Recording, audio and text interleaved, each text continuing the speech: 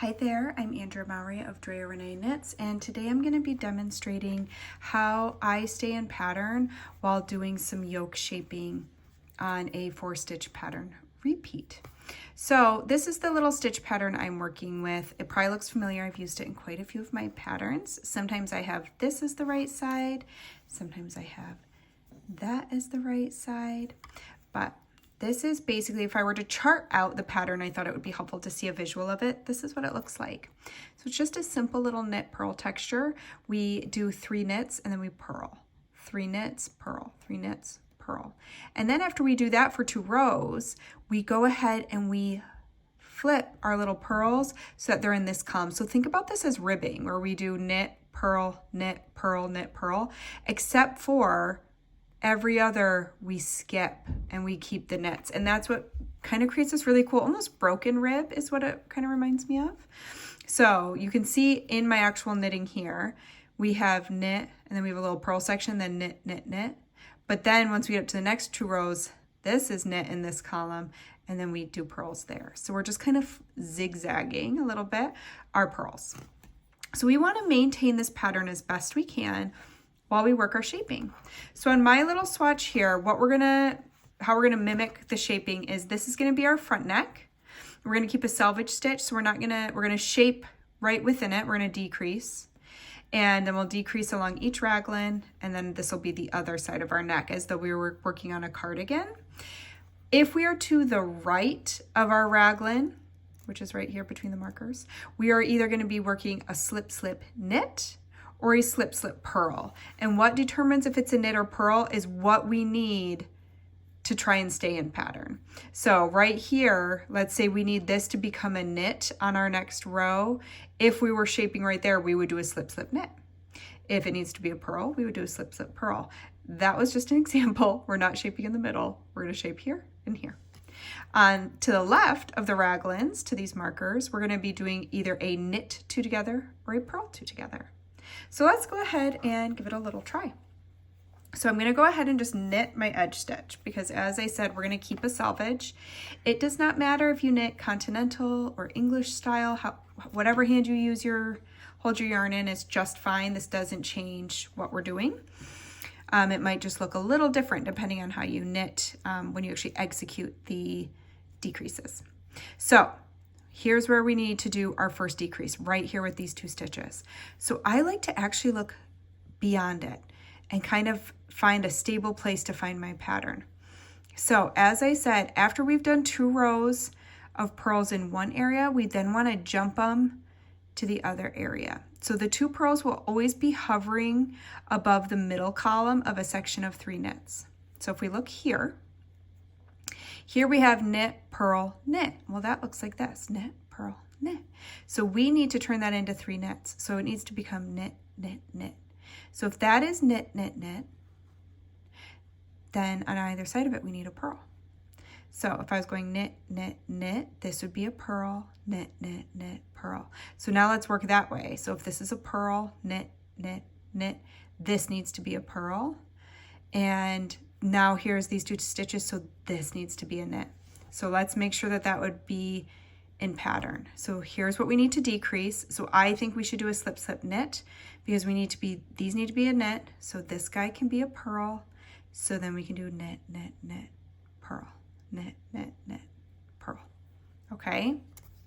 So that's just finding my pattern. And when you've already been working this pattern, it becomes a lot more intuitive. I know that whenever I see my purl, I know I have to have a knit above that after I've worked 2 rows. So this kind of mimics, if we were looking at our chart, this one we've got knit, purl, knit. So this would mimic here, knit, purl, knit. So knit, purl, knit, knit, and then we go back to the beginning, knit, purl, knit, knit. Okay, so let's go ahead and do our slip, slip, knit, because if we did a slip, slip, purl here, we would have a purl here, and then this we have to purl again.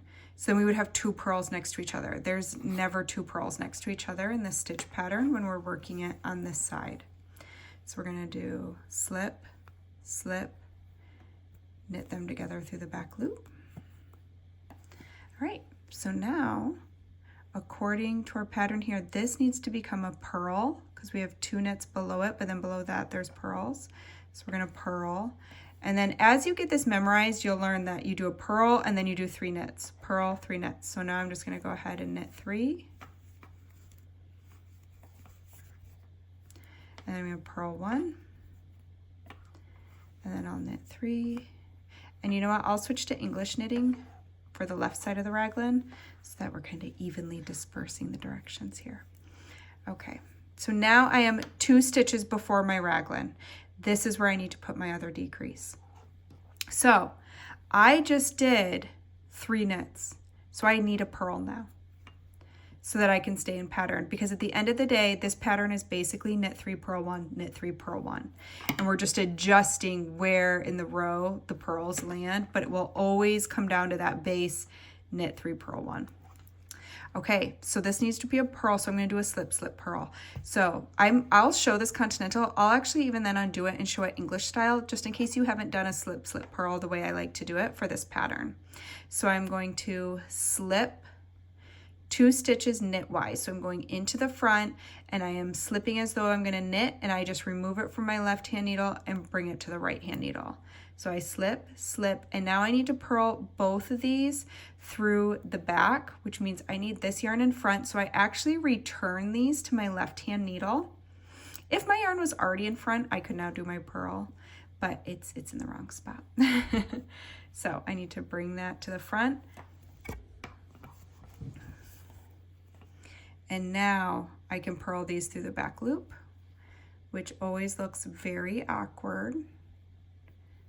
Come here, you. There we go.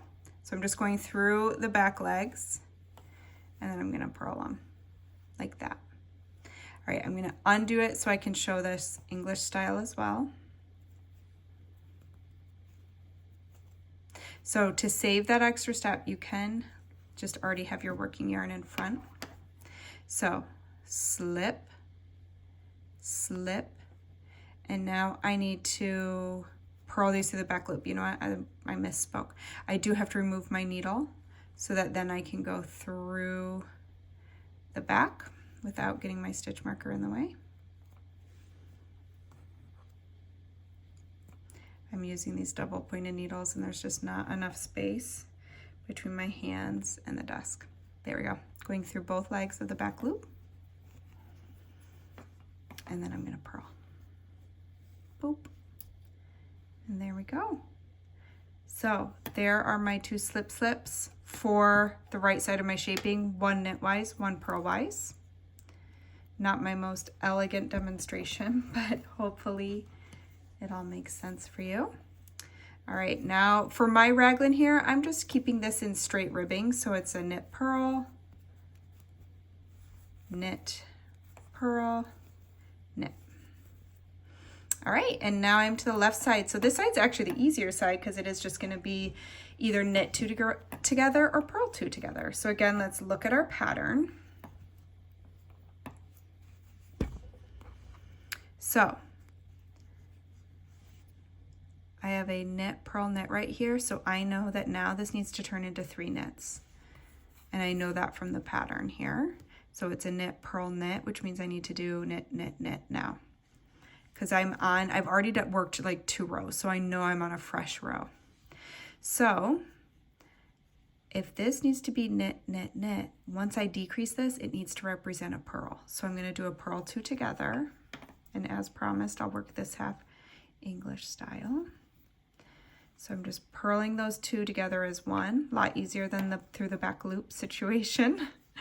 And then I'm gonna knit 3.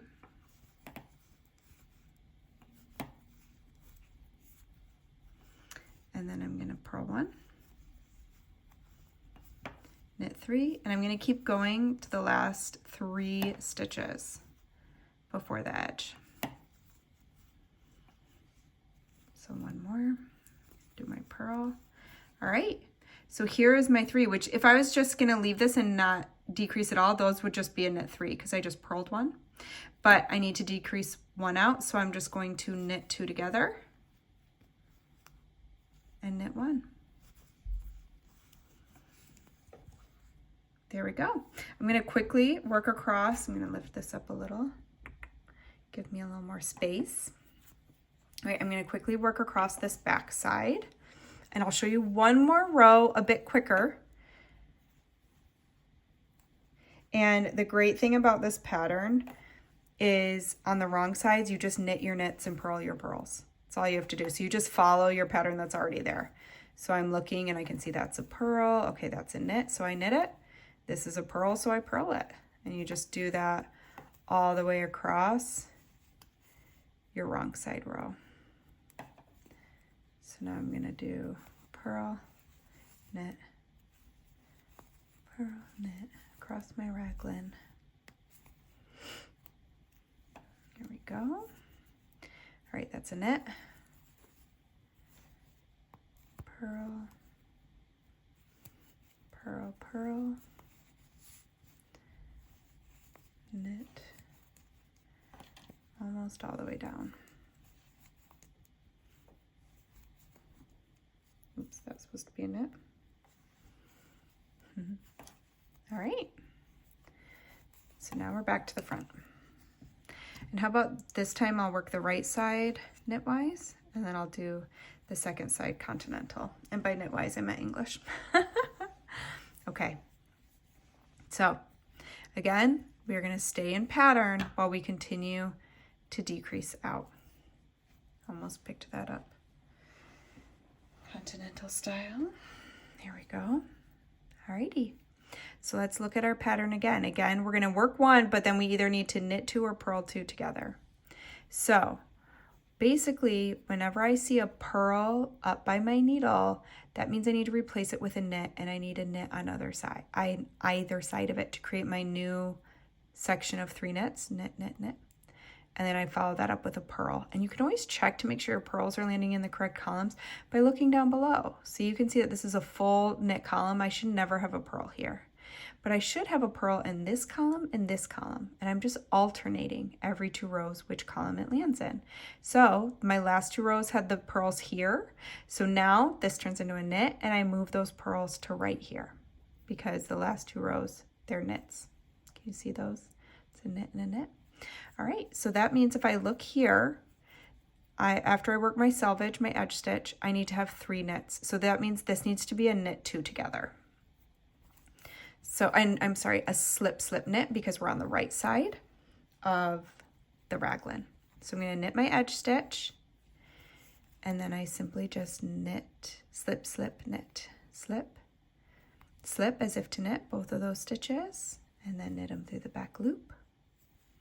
And now I'm going to work until I get to 2 stitches before my marker staying in pattern. So that is a complete knit. So I can even just look at this while I go. That is a knit column. It never gets a purl, so I knit it. This is a purl column that alternates every 2 rows. Well, my last 2 rows were knits, so it's time to purl it. And then I can kind of fall back into the pattern of knit 3, 1, 2, 3, and then purl 1.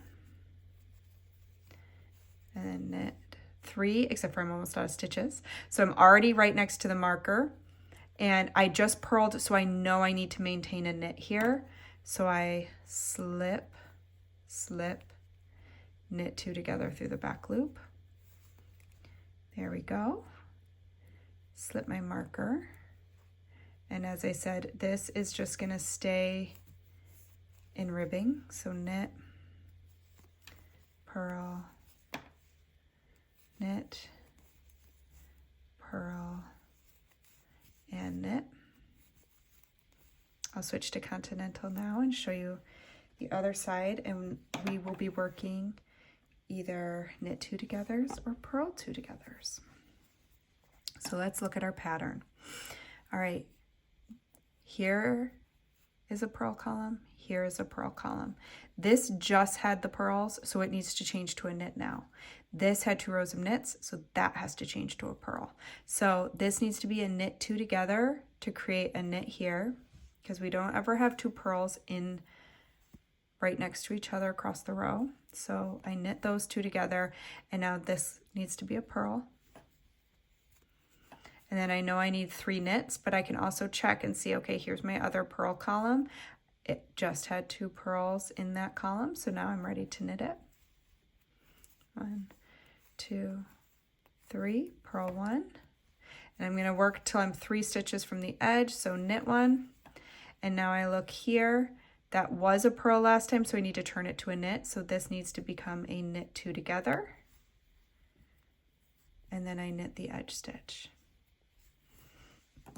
And there we go. That is how I stay in pattern while working something like this. So I think the easiest way to do it is to really look at what you're knitting, be able to visualize, okay, I'm having basically a section of 3 knits followed by a purl, section of 3 knits followed by a purl, or looking at it as though it's ribbing, I find really helpful. So I have my full knit columns that never get a purl, and then I have my purl columns that alternate every other row, every other 2 rows. I get 2 purls, then I have to turn into a knit for 2 rows. Purl 2 rows, knit 2 rows.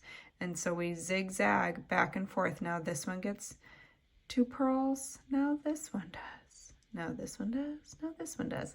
So hopefully that makes sense to you the way I'm describing it. So all we're doing is determining, okay, do I need this to be a purl or a knit? And that is how you choose, do I do a slip, slip knit, or a slip, slip purl, or a knit 2 together, or purl 2 together? And that's all there is to it. So I hope you found this helpful, and happy knitting.